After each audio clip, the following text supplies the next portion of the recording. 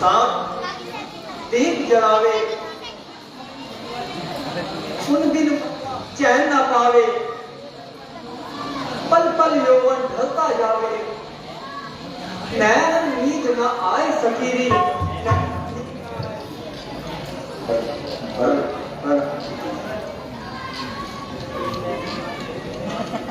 जिन नैनन को खोल हमारी, अरे उन पर हम सौ सौ बलहारी, इस कारण चिंतित हो प्यारी, लागे हृदय कटारे भारी, लागे हृदय कटारे भारी।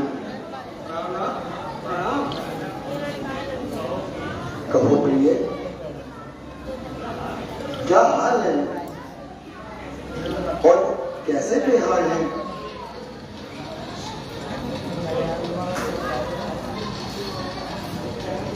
क्या बताऊं?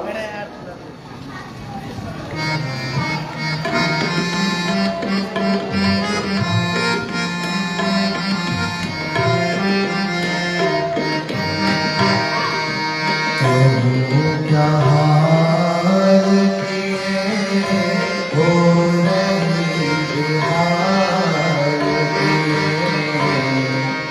किए, कहूँ क्या हाल किए हो नहीं बेहाल किए।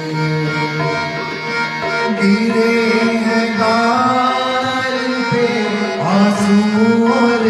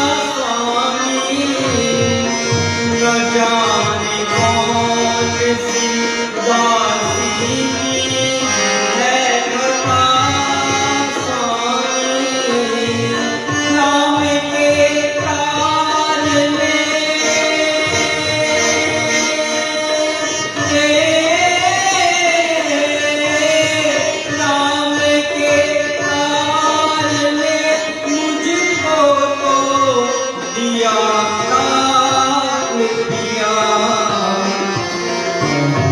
क्या हाल पिया हो रही बेहाल पिया क्या हाल पिया हो रही बेहाल पिया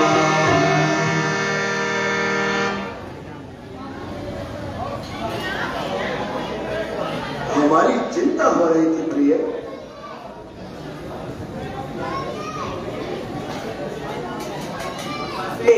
सांझ होने परंतु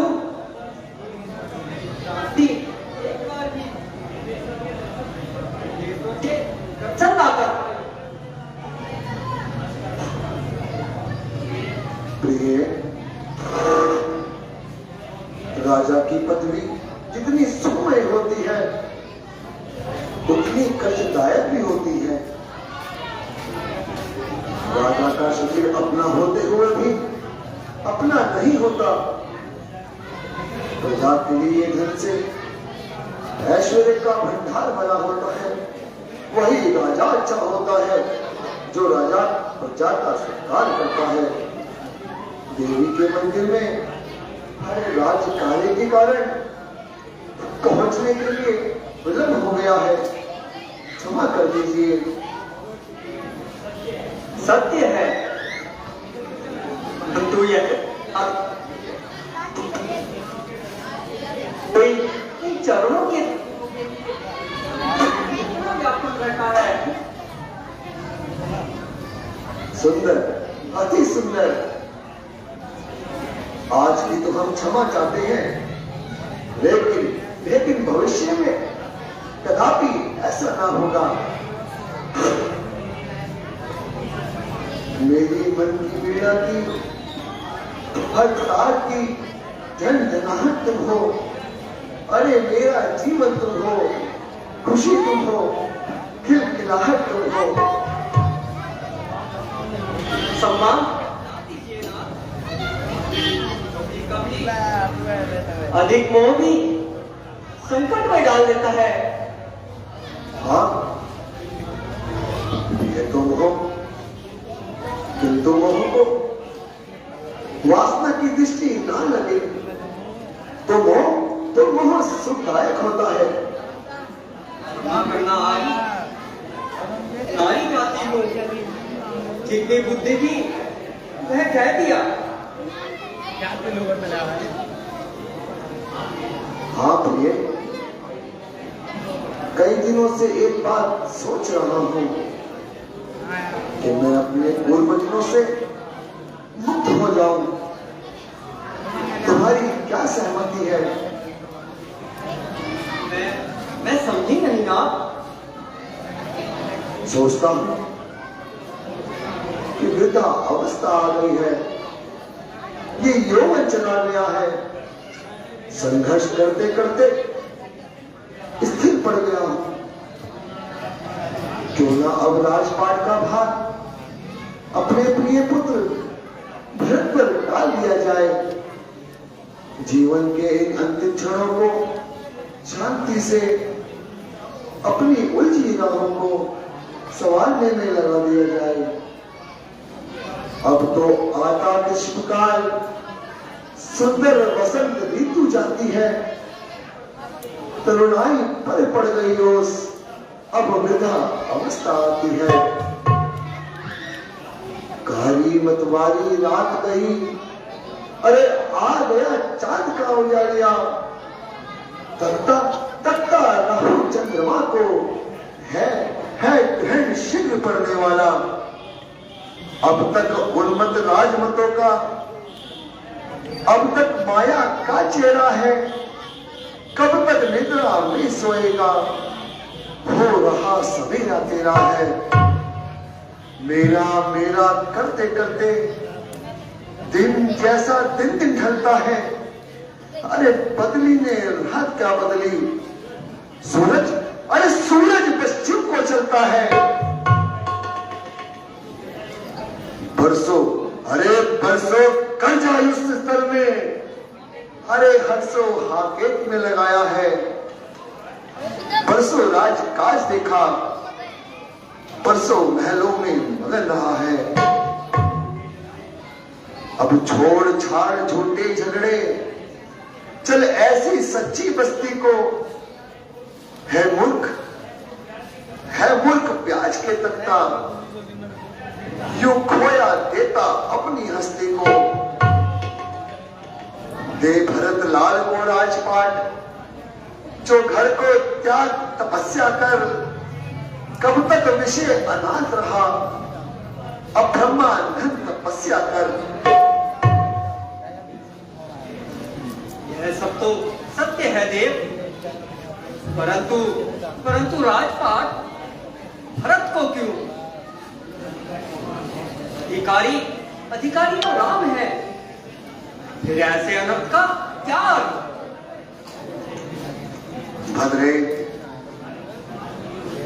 तुम्हारे पिता को दिए वचनों का कदापि तुम्हें ज्ञात ना हो। परंतु मैं कैसे भुला दूं, सत्य को कैसे झुठला दूं? प्रणवीर वही कहलाते हैं जो प्रण पर अपने बढ़ते हैं। है रानी धर्म है पुरुषों का, जो कहते हैं सो करते हैं। हरे मित्र हो जाए भले शत्रु, संसार चाहे पलट जाए, सर कर जाए तो भी कर जाए, पर वचन कभी न जाए। अपने वचनों को मुकरा दूं, अरे ये मुझसे नहीं होता। रघुवंशी धर्म से विचलित कभी नहीं हो सकता। रहे यार मेरी जाए, अरे ये प्राण भी गूंगा नहीं पंचित, नाम हरिचंद आने का भी। अरे रानी, अरे वह कभी लज्जा नहीं हो सकता। मैं अपने जीवन काल में ऐसा कदाचित नहीं होने दूंगी।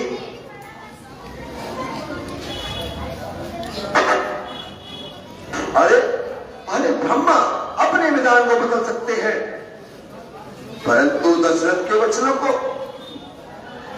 बदलना उनकी सामर्थ्य में भी नहीं है। अच्छा स्वामी, एक बात तो सुनिए।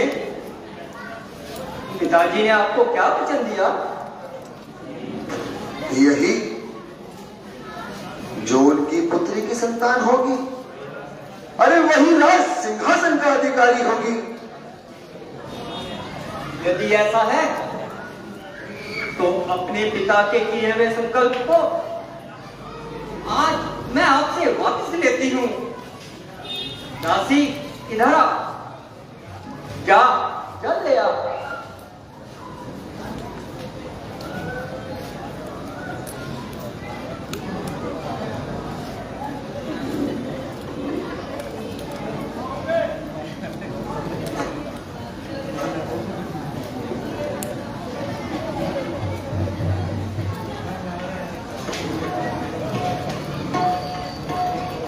रानी, ये तुम कैसी तपस्या ले रही हो मेरी? स्वामी, ये परीक्षा नहीं, ये मेरा मन है जो राम में हमेशा रमा रहता है। हे रानी, ये सब उचित बात है, परंतु दासी को इस समय भेजना अनुचित था। आपने दासी को किस कारण भेज दिया?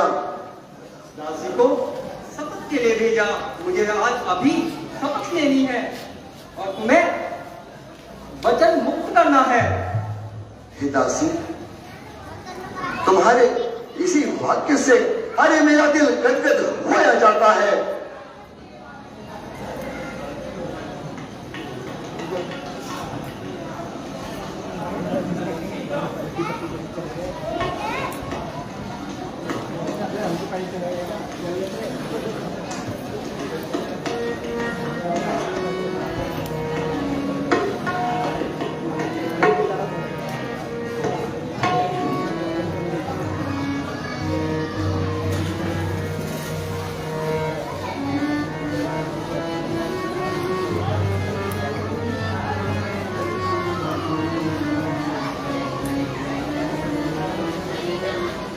अपने वचन, कर्म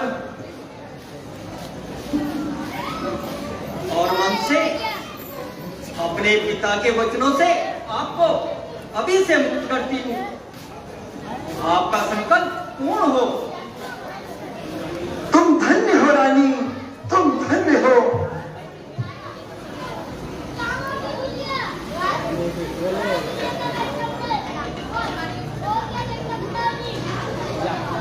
तुम धन्य हो रानी, तुम धन्य हो। आज तुमने हमारे हृदय में पूजा का स्थान ग्रहण कर लिया है, हमें धर्म संकट से निकाल लिया है। अरे रानी, मैं किस मुख से तुम्हारी प्रशंसा करूं? जब तक संसार रहेगा तुम्हारा नाम स्त्री जाति का श्रृंगार रहेगा। तुम देवी हो, तुम देवी हो। अरे कवियों की लेखनी में भी तुम्हारी प्रशंसा अरे ना हो सकेगी रवि, का ना हो सकेगी।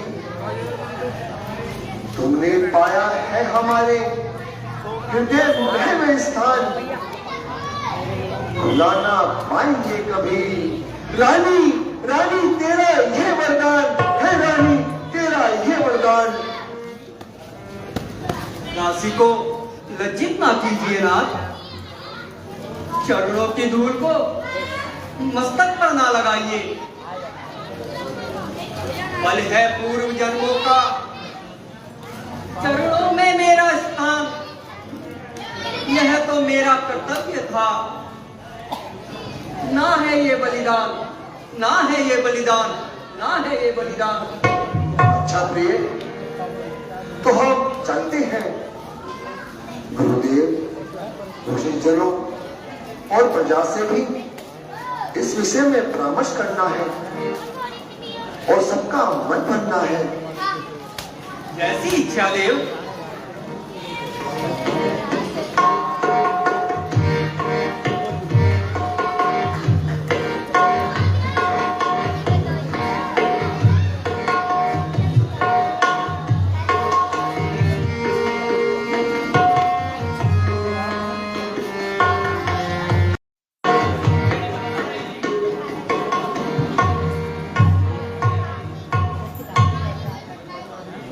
सुमंत जी,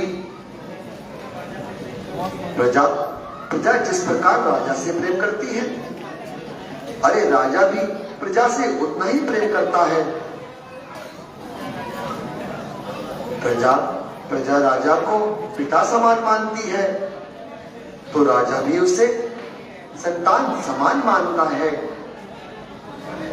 बजे ताली वर्कर से, हरे नियम यही सदा से है।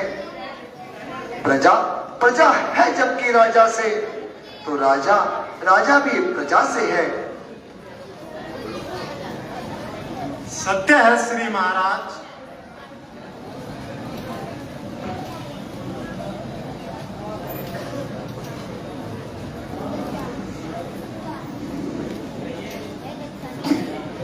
कहिए सुमंत जी,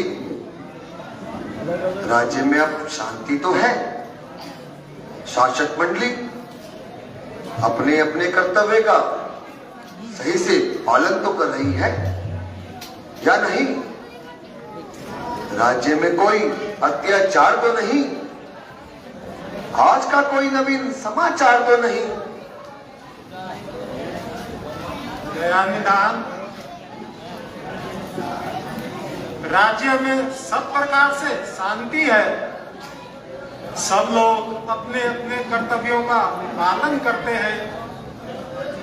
धन धान्य दूध से है, घर घर आबोदानी, सिंह व बकरी सरयू तट पर एक साथ पीते हैं पानी। बहुत बढ़िया। हाँ सुमंत जी, देखो तनिक मेरी ओर देखो।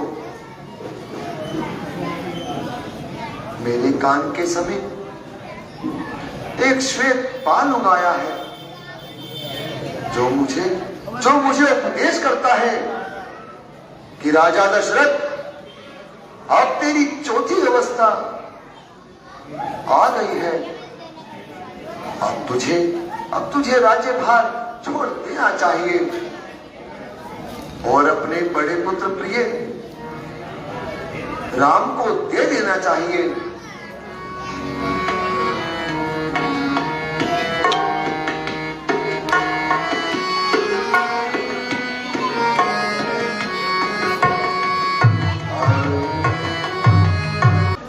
महाराज, आपका विचार अति उत्तम है। हमारी भी यही इच्छा है। अपने जीते जागते रामचंद्र जी को राज सिंहासन पर देखकर अपने नेत्रों को ठंडक दीजिए और अपने इस जीवन का लाभ उठाइए। सुमंत जी, इसी कारण उपस्थित गणों को विशेष तरह बुलाया गया है। पूरा न्याय हो। यदि किसी को भी मेरी सम्मति से किसी प्रकार का विरोध हो तो वह निर्भय होकर संगत करे और हमारा सहयोग ना करे। अपनी आत्मा का हनन करे।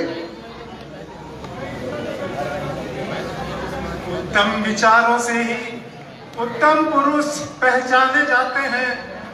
माणिक तड़ागों से नहीं, समुद्रों से छाने जाते हैं। आप जैसे उत्तम पुरुषों के समान उत्तम वचनों का कौन खंडन करेगा महाराज? हाँ सुमंत जी, तृष्णाओं को तो ना किसी ने पूर्ण किया है और ना ही करेगा। वरन उन्हें साथ लेकर ही मरेगा। और फिर मैं ऐसा कृतज्ञ तो नहीं जो उस परमात्मा के उपकारों को हर स्मरण ना कर सकूं। मुझे उस दयालु की दया से न केवल हर प्रकार की तृष्णाओं का संतोष मिला है, बल्कि अपने सकल कृत्यों से संतोष हुआ है।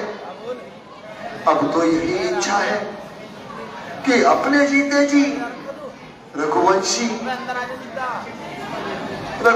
मुकुट राम के शीश पर देखूं। हे सुमंत जी, मैं उस राम के शीश पर देखूं, क्योंकि वह सब प्रकार से योग्य और चतुर है। फिर तो आयु में भी सबसे बड़े हैं। अधिकारी वही है। अच्छा, आपको और सब प्रजाजनों को क्या स्वीकार है? अरे क्या कोई विरोध तो नहीं? नहीं महाराज, किसी का कोई विरोध नहीं। हम सबकी यही इच्छा है। एवमस्तु। अब सभा विसर्जित होती है। कल सूर्योदय से 2 घड़ी पश्चात सभी राज्याभिषेक के लिए नियुक्त किया जाता है। आप सब लोग राजतिलक की तैयारी कीजिए। गुरुदेव, आप रामचंद्र को अपने पास बुलवाइए।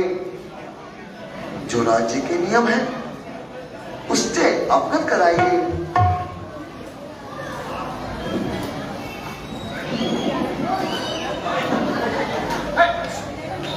राज्य में उत्साह का आनंद है।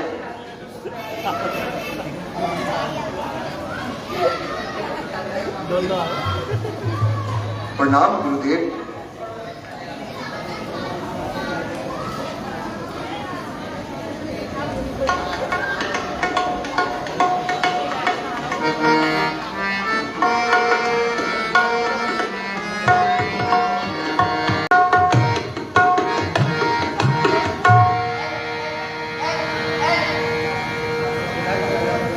देवतागण, क्या आपने सुना कि क्या उल्टा खड़ा बन गया? हमारा आपका सोचा कुछ नहीं हो रहा। सब बना बनाया के बिगड़ा जाता है। अंतर्दृष्टि में प्रलय का समय दृष्टि गोचर होता है।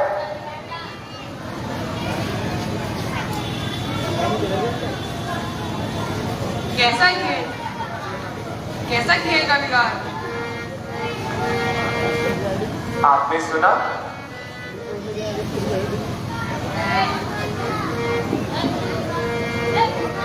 क्या आपने सुना नहीं देव? कल राजा दशरथ ने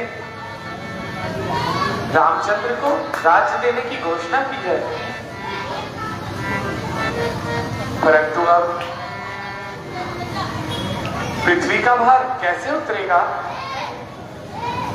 भक्तों की रक्षा कौन करेगा?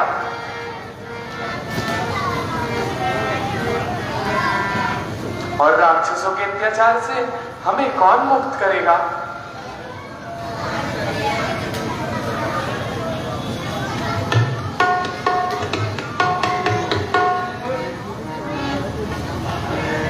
आपने उचित अखबार सुनाया, उत्संग में विसार भराया। शीघ्र ही कोई प्रबंध करना आवश्यक है। राज तिलक का अवरोध होना आवश्यक है। जी हाँ, यही बात विचाराधीन है। मैं चिंताग्रस्त हूं, क्या करूं? अति त्रस्त हूं, अन्याय मस्तक हूं, बुद्धि अस्थिर है, कोई बात समझ में नहीं आती। केवल एक ही युक्ति है, इस पर कूटनीति है। यदि केकई की बुद्धि को फेरने वाला कोई मिले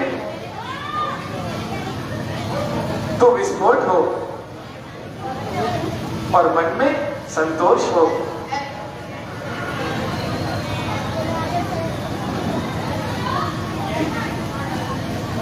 यह क्यों? इससे क्या लाभ है?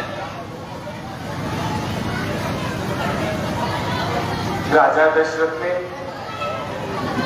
रानी से वचन मांगा है और हाथ पर हाथ मारा है। जो इच्छा हो वो पूरी करेंगे।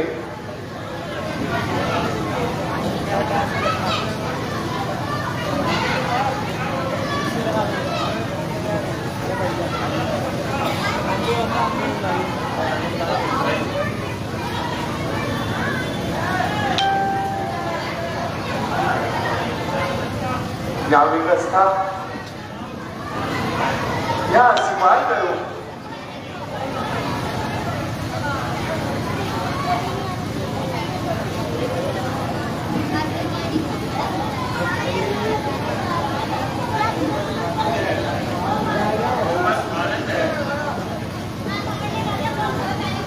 तो बस आनंद है, उसी को मंत्र बढ़ाना चाहिए, यंत्र बढ़ाना चाहिए और सरस्वती को बुलवाना चाहिए।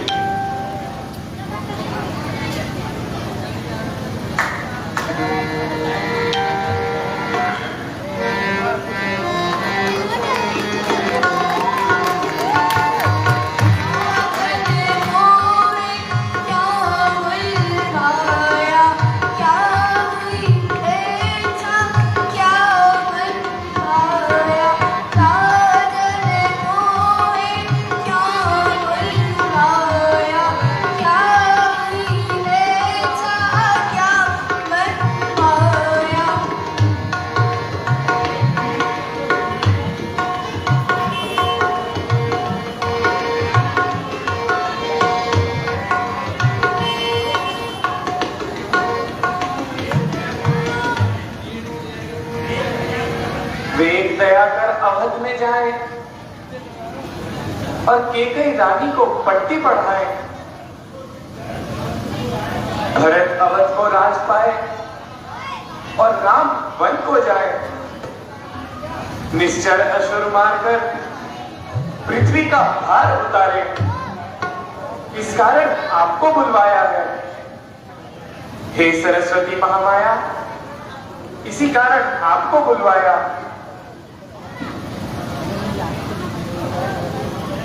आपने जो कुछ सुनाया मेरी समझ में कुछ ना आया। महारानी जी, कल राम को राज तिलक होगा। राम को राजगद्दी मिलने से सब बिगड़ जाएगा और असुर देवताओं को तंग करेंगे, यज्ञ भंग करेंगे। बस आपसे यही विनती है कि आप केकई की बुद्धि फेरे और मंथरा को घेरे। वह केकई की नाक का बाल है, उसके कान में मंत्र फूकिए, वह अपनी बात से और अपनी बात पे अड़ जाए और दशरथ के गले पड़ जाए और अपने वचनों का पालन करवाए। राजा दशरथ दो वचन हारे हैं और हाथ पर हाथ मारे हैं। भरत को राज मिले और राम को वनवास मिले। दुख की बात यह है कि आप देवताओं को अपना ही स्वार्थ सूझता है और कुछ नहीं सूझता।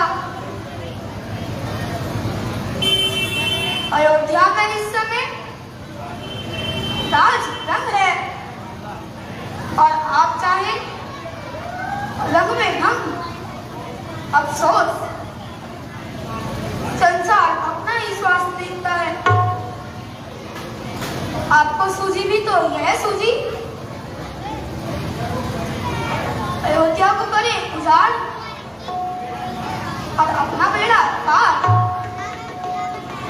मातेश्वरी, यह कार्य तो आपको करना ही होगा, इसके बिना कोई चारा नहीं।